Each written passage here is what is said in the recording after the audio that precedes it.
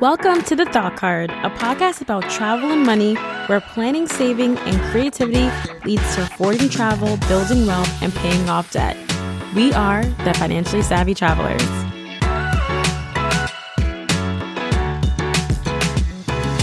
All right, Financially Savvy Travelers, welcome to another live episode of The Thought Card podcast.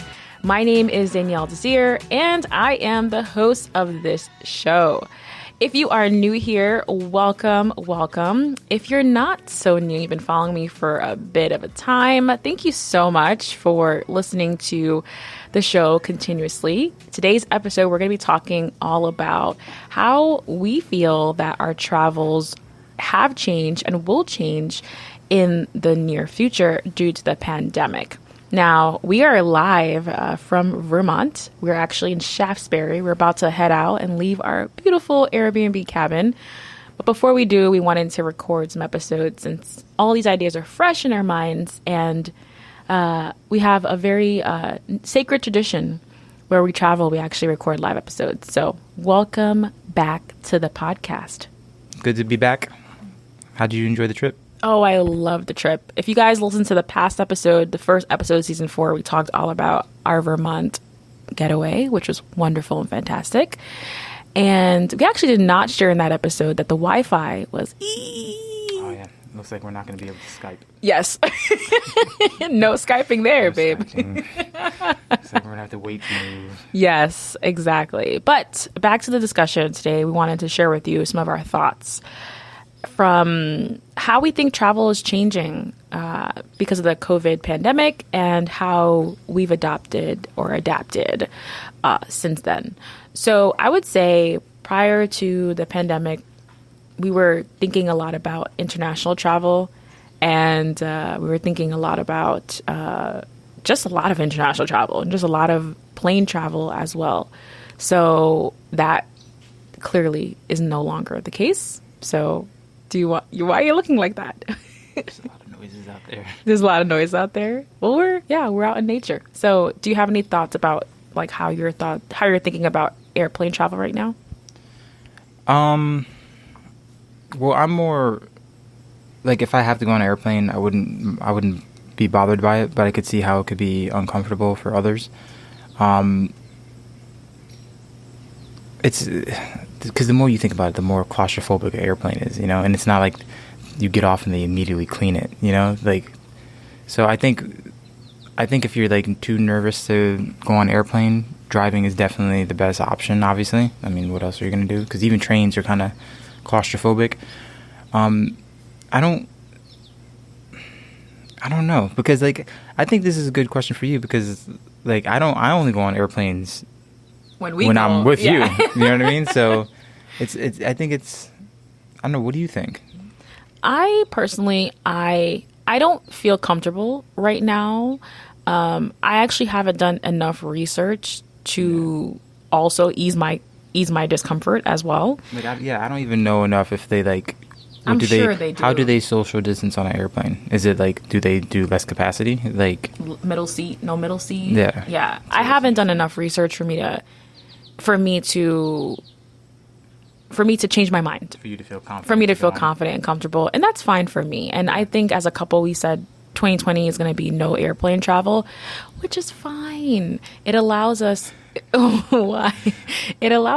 For me, it allows me to more take a step back and look at the destinations that are in my, couple hours away from me, which is why we're here in Vermont.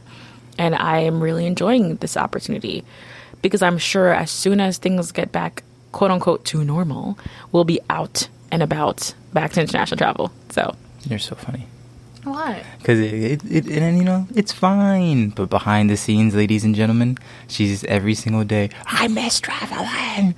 And it's normal. It's a normal thing. We're in a rough time right now. Yeah, it's like a withdrawal, like a hobby that you really like. I'm sure you miss the gym too when the gyms are closed. Yeah, of course. But it's like I said, it's just an unfortunate event, and it soon will pass. Yeah. But in the meantime, we said no to airplane travel, and we're pretty confident and fine about that. So let's talk about road trips. Like, what are your thoughts on road trips? Let's talk about the benefits of road trips, because the great thing is that it allows us to travel. You know, not as and like we can't go to China, can't road trip to China, but we could like see more of our own country. You know, and I think there's something special in that. Yeah, for sure, for sure. And I mean, if you have your own car and it's in good condition, you can actually just go out and just boom, go on a road trip with your own car, which is what we did. Or you could rent a car as well. So that's an option. Make sure you clean it. Make sure make sure it's clean. But I personally loved road trips because of the scenery. Like, I love the scenery. I love just like the open air, seeing new sights, and the conversation. Like, we also lucked out on that, the scenery, because like usually we're on the highway and it's just, I mean, sometimes there's good scenery on the highway, but a lot of times there's just traffic and pain, lots of pain. but this time it took us to like back roads, and it was fun because like we were going in between each town and like, you know, seeing what we liked about each town, stopping for like coffee. It was fun. I think for me, if I had to go on a road trip by myself, it would just be very boring, you know. But like being with good company, like my lovely fiance here, would be like it makes it like 100 times easier, you know, because you have good conversation. It's just a good time. Yes, and I also recommend for you to make sure you pack snacks and you pack things to eat. We definitely went to the grocery store beforehand to make sure that we were self-sustaining and that we had all the things that we needed for, you know, a good and comfortable experience. So highly recommend road trips. Now, do you have any thoughts on hotels versus Airbnbs? Yeah, I feel like hotels, hotels, don't you feel kind of claustrophobic sometimes? Yeah, there's a lot of people. Yeah, there's a lot of people. Whereas Airbnb, it's like a personal, it's a house. You know, you're staying at somebody's place, basically. So it's a lot more private. You know, especially the one that we picked out. Like the hosts are great. We saw them twice, maybe, you know? And I think hotels, it's one of those things where you have to be comfortable with seeing people during this time. And that could be a problem for some people, because, you know, some people be like, oh, I just saw a person without a mask. I just, like, you know, I've seen people get nervous from, like, you know, coughing. Like, somebody coughs and, like, now they're nervous. So if you want to ease your mind, I would pick an Airbnb over a hotel because of those reasons. Because you can't control other people's actions 100% of the time. Whereas an Airbnb would be nice and private, you know, no one really bothers you, and you're just in your own room. Yeah, and then the hosts are also taking precautions, making sure that they clean everything. That is one of the questions that I ask when I am interacting with the host before I book a accommodation, is what are their cleaning protocols. That is very important. Yeah, and even before the pandemic, you should make sure that should be important.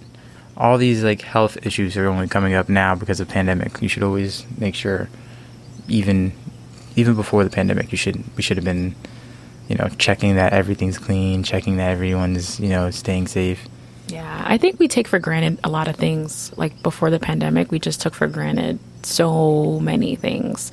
And for me, it took me a long time to actually get to this point. Like, you know, in Connecticut, things have been opening up since I would say June, July. Yeah. So it took us a little while, and mostly because of me, because I'm just like, I want to feel comfortable. I want to feel ready, and I don't want to. I want to make sure that I feel okay before I head out there. So it took us a little bit of a while to actually plan this first trip, but I'm really happy with the outcome. I'm really happy with everything that happened. And let's talk a little bit about, like, when you're here, how did we figure out like what to do when we were actually like trying to, like, you know, not only stay in the cabin but also like explore? How did you pick out what you wanted to do? Well, it's interesting because, like, one, the signal is very, very poor over here because, like, you know, we're in the mountain area. You know, we don't get really too much internet, which is fine for me personally. But, like, to, like, find where you want to go, sometimes you need the internet, right? So what we would usually do is we would just start randomly going, like, driving, and then that's when we started picking things out, you know? Like, we saw a monument like, I don't know, a few miles away from us, and we're like, oh, that looks cool, let's just go there, and like kind of just drive there, you know. So it was a lot. I feel like a lot of it was just kind of like in the moment, spontaneous. Like spontaneous. Yes, like spontaneous. The only thing that we really scheduled was probably the hike, and that was probably it. And that was actually the night before. Like, it wasn't like we were like, you know, planning that like weeks in advance. Yeah. Like, we were just kind of, hey, you want to go on a hike? Sure. And then like looking for a trail to go to. But yeah, I would say spontaneous is the perfect word for how we planned everything. Yeah, and I also think, like I mentioned in the previous episode, is that it's important for you to manage your expectations as well. If you're coming to expect that all the things are going to be open, and then that like things are going to be on time and all these things, rude awakening, because there were a lot of establishments like restaurants that we saw online that said open, and we tried to call them and they were closed. Yeah. So let's talk about like finding foods and what our strategy was for that. Finding food was, I guess it was a little difficult. I wouldn't say it was difficult. I would just say it was, I don't know. Be a little challenging. A little challenging. Yeah, a little challenging, just because, like you said, some things are closed, some things are open, and most places aren't allowing you to dine in. So it was a lot of pickup food. So I would advise, if you're going to do this, maybe like buy your own food and cook at home a little bit, just, you know, to cut the price a bit, because that's when it gets pricey. That was really the only thing we spent money on, is just food. And we didn't have a plan to like cook food. We knew we were going to be eating out most of our meals, but we did pack a lot of breakfast stuff, like cereal, a lot of snacks and things like that, so we could at least be able to sustain ourselves while we're here. So I just think when it comes to local travel and how things are changing, the pandemic is really to be open, really to be aware of where you want to go.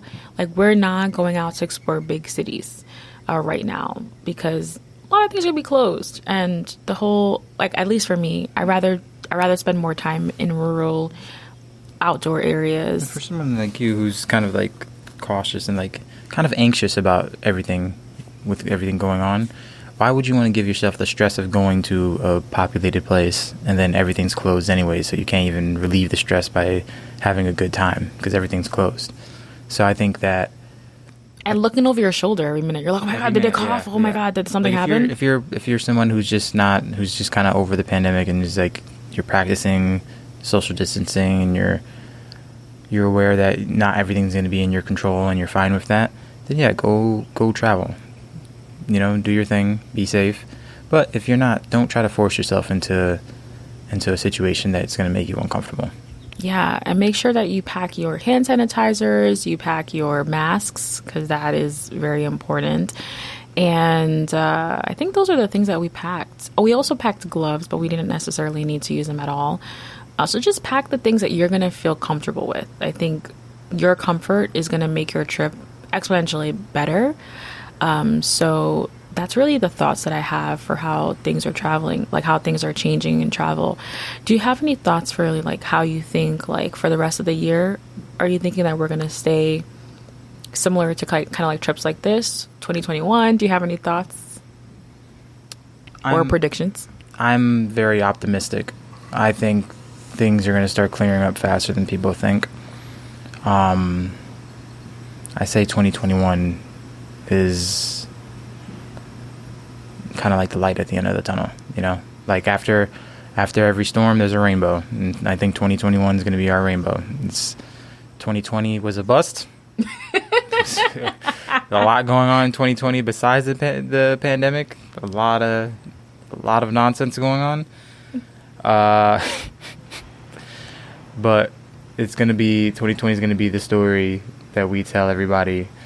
Tell our kids. Yeah, about how crazy this decade was. Oh gosh, I actually have a differing view. I am a little bit more pessimistic. I don't think things are going to be back to quote unquote normal, which is hilariously opposite of us. Yeah, you would think. Hilariously opposite. Usually, I'm the more pessimistic. Like, things are going to suck for a while. Where I'm just feeling, I don't know. I have a feeling that things are going to clear up. Where you are usually the more, happy-go-lucky. Tra-la-la. Yeah, woohoo, we're gonna do this. And now you're like, this is doom. This is gloom.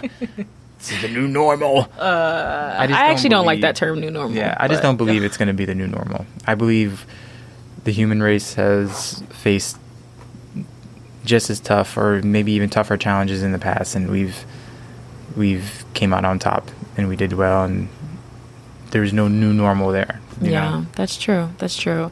I have not booked a flight since early 2020. Actually, maybe 2019, to be honest. So I haven't booked a flight. I haven't done much of that. So I don't know. I don't know how things are going to pan out.